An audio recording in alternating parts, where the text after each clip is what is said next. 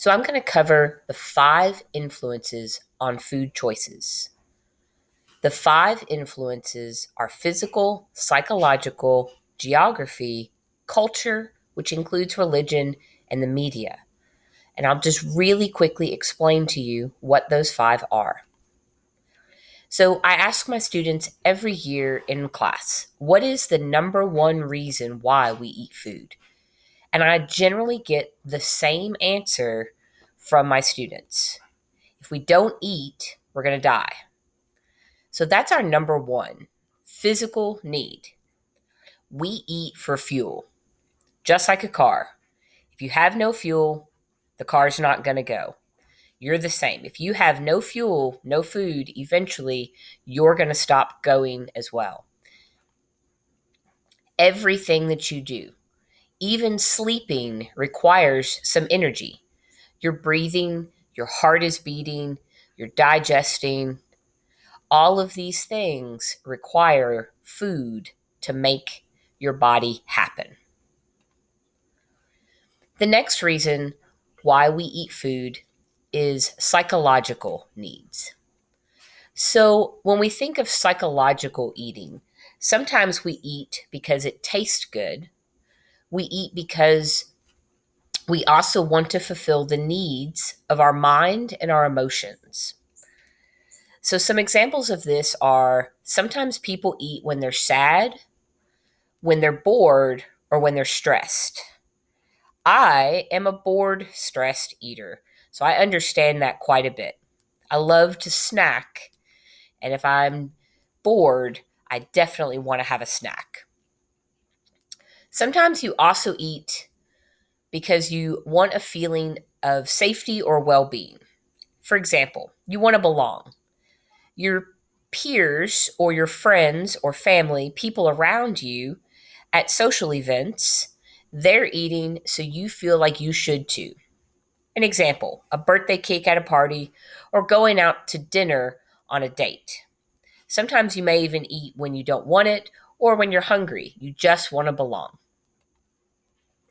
We eat because we enjoy food. It tastes good and it makes us feel good. Junk food, in particular, sugar and fat, our bodies are designed to want those, and they make us feel good. So, what is your favorite snack food or junk food? We're not writing them down now, but think about it in your head. What do you like to snack on the best?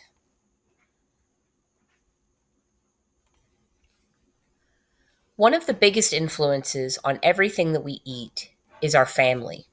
Children begin by eating what their family eats at mealtimes. Your friends also introduce you to new foods.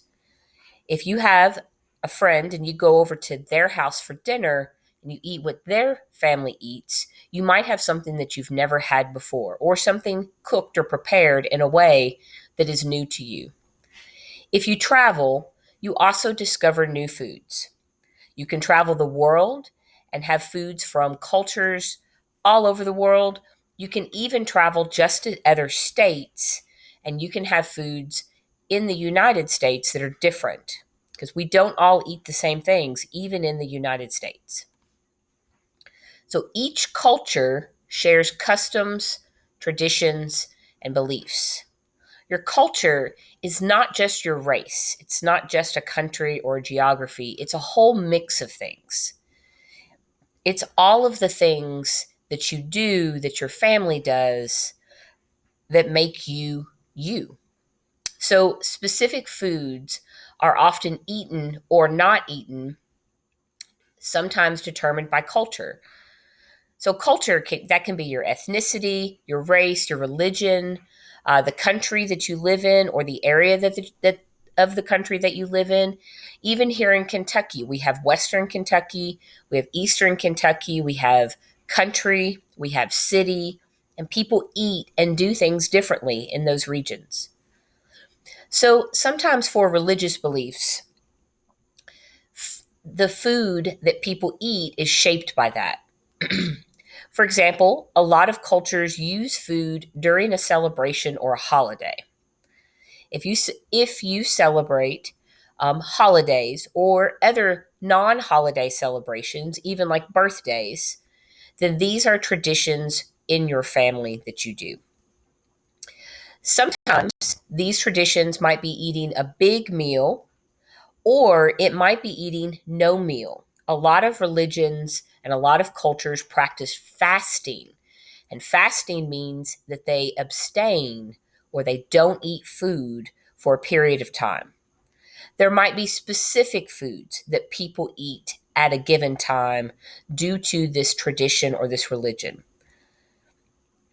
Vegetarianism might be based off of some of these beliefs, or not eating certain foods like pork or beef can be associated with these religious customs and cultures.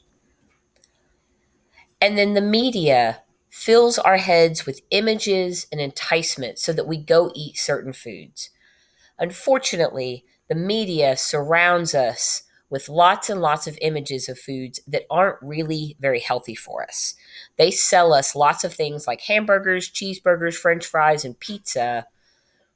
I know the theme song to about every fast food restaurant, but I don't think I've ever heard a song made for broccoli.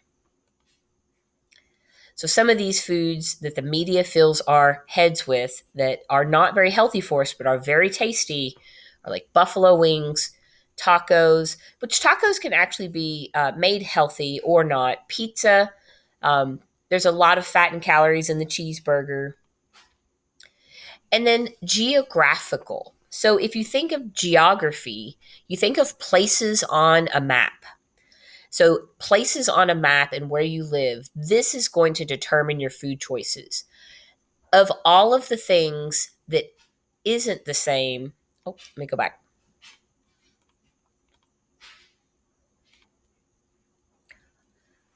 Geography, when you think of geography, you think of places on a map. Geography is going to really influence where you eat. But of all of the things that has changed over the years, this one is probably the biggest. So there was a time in which people could only eat what was grown or harvested in their area. If you lived by the ocean, you ate seafood. If you lived in the forest, then you probably had lots of more mushrooms and different flowers and grasses. You would eat the animals that came out of the forest. If your if the state or the country or the place that you lived could grow fruit, then that's what you ate. But now we are globalized. And so people eat things from all over. But for a while, you could only get certain things. Let me move this so that you can see the examples. So coastal states would eat from the oceans, and then you could only eat pretty much what was around you. But now But now we're globalized. And globalized means, so now we're globalized. And globalized means that food and culture has spread all over the world. And so there really isn't hardly any culture that isn't influenced by another culture because people have traveled. When people travel, they take with them their culture.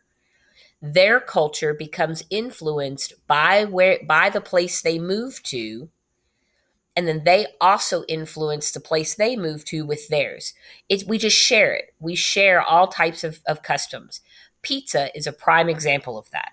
Everybody knows pizza, and everybody knows, well, pizza came from Italy. But Italian pizza and the original pizza, it's not like this. It's not quite the same. We've changed it, we've adapted it, we Americanized it. Most of the restaurants you go to have some sort of fusion cuisine of traditional and then Americanized and kind of put them together. So the world is globalized. That's where people migrate from one area to another. Food cultures and customs become thinner, and then cultures assimilate and begin to eat cuisine that is influenced by one another. So even in the United States, we have some of the richest food history because we have so many people that have migrated or moved from other countries to our own. And so here in Kentucky, our food culture really has evolved from the Scottish, the English, the Irish, the African, the Spanish, and the French immigrants. And there's more too, particularly now.